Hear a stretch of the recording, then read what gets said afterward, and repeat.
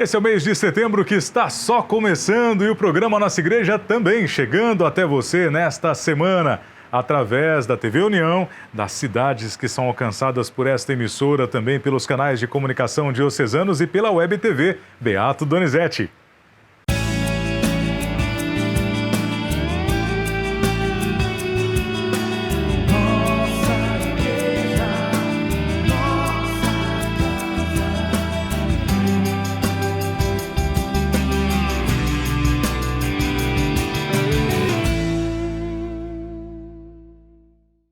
O programa de hoje traz um momento especial com a Palavra de Deus, inclusive neste mês de setembro, que é dedicado à Bíblia, nós seguiremos com uma série de vídeos tratando deste tema tão importante e fundamental da nossa fé. Mas antes eu quero convidá-la e convidá-lo a rezar conosco, a colocar o coração em oração.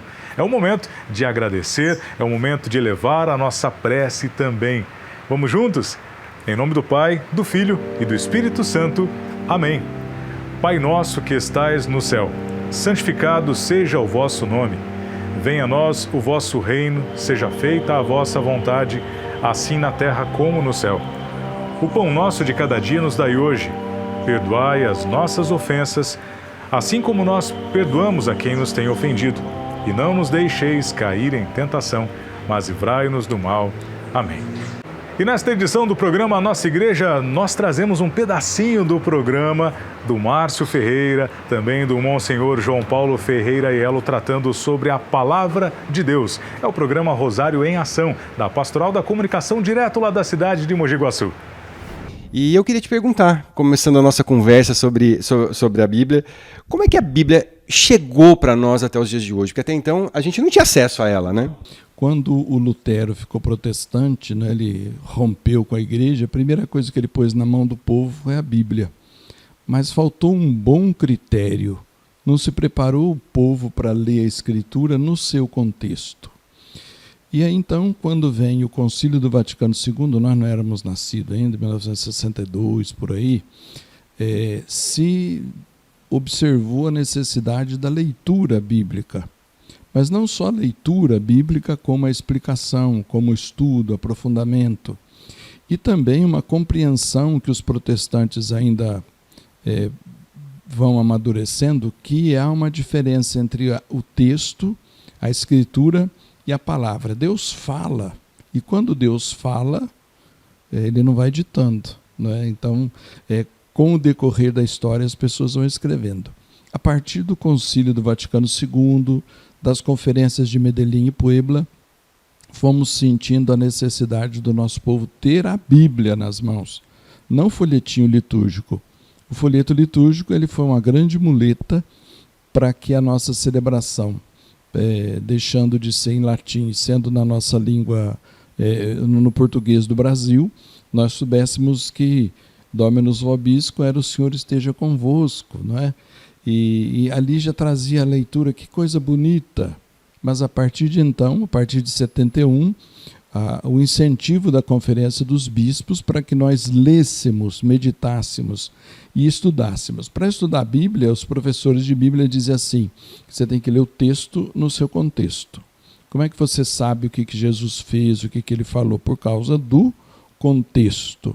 Vamos aprendendo que em certas situações, aquele evangelho, vamos ler São Mateus, sabendo que ele não é o mais antigo é São Marcos. Como é que você descobre tudo isso? Lendo o contexto, né? Por exemplo, o martírio de São João Batista, ele traz um texto bem detalhado em São Marcos, não é? O São Mateus copia depois.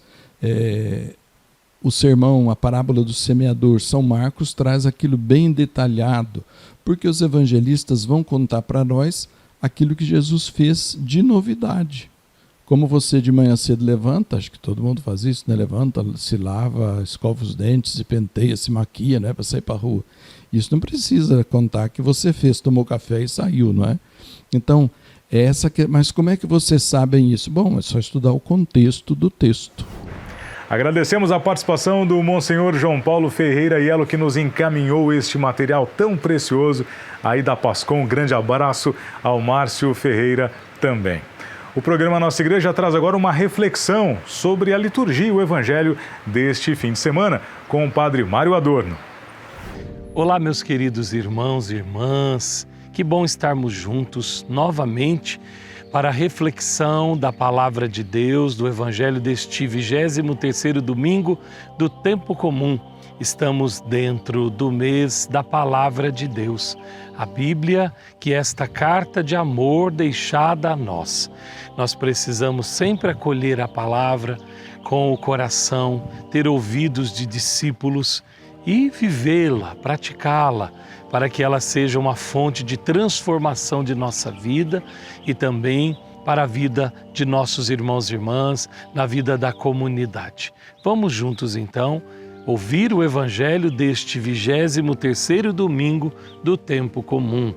O Senhor esteja convosco, Ele está no meio de nós. Proclamação do Evangelho de Jesus Cristo segundo Mateus. Glória a vós, Senhor. Naquele tempo, Jesus disse a seus discípulos: se o teu irmão pecar contra ti, vai corrigi-lo, mas em particular, a sós contigo. Se ele te ouvir, tu ganhaste o teu irmão. Se ele não te ouvir, toma contigo mais uma ou duas pessoas, para que toda a questão seja decidida sob a palavra de 2 ou 3 testemunhas. Se ele não vos der ouvido, dize-o à igreja. Se nem mesmo a igreja ele ouvir, seja tratado como se fosse um pagão ou um pecador público. Em verdade eu vos digo, tudo o que ligardes na terra será ligado no céu, e tudo o que desligardes na terra será desligado no céu. De novo eu vos digo, se 2 de vós estiverem de acordo na terra sobre qualquer coisa que quiserem pedir, isso lhes será concedido por meu Pai que está nos céus. Pois onde 2 ou 3 estiverem reunidos em meu nome, eu estou aí no meio deles. Palavra da salvação, glória a vós, Senhor. Amados irmãos e irmãs, temos diante de nós a realidade da correção fraterna e da oração em comunhão. São 2 pontos importantes que permeiam esta reflexão do Evangelho deste domingo. A correção fraterna, feita na caridade, e também o fato de aceitar a correção fraterna na humildade. É de fato o momento que ganhamos a liberdade, porque perdoar significa deixar o outro ir, deixar o outro livre, né? E receber o perdão também nos significa libertar interiormente. E isso é para esta vida, para a vida de comunhão. É óbvio que nas comunidades, nos convívios familiares, de amizades, possam haver conflitos, diferenças, mas que isso não deve ser levado à frente, carregado em nós com os ressentimentos, com as mágoas. Por isso Jesus ensina um caminho, nos dá até mesmo como que um roteiro de como fazer uma verdadeira correção, para que tudo chegue a um lugar comum, a comunhão, a paz, a verdadeira paz. E depois então, o Senhor está nos dizendo que tudo que fizermos em comunhão será atendido pelo Pai. Onde 2 ou 3 estiverem reunidos, eu estou ali, e o que pedirem em comunhão será atendido. Então, irmãos e irmãs, o Senhor estará no meio de nós na vida de comunhão, na fraternidade, na correção fraterna.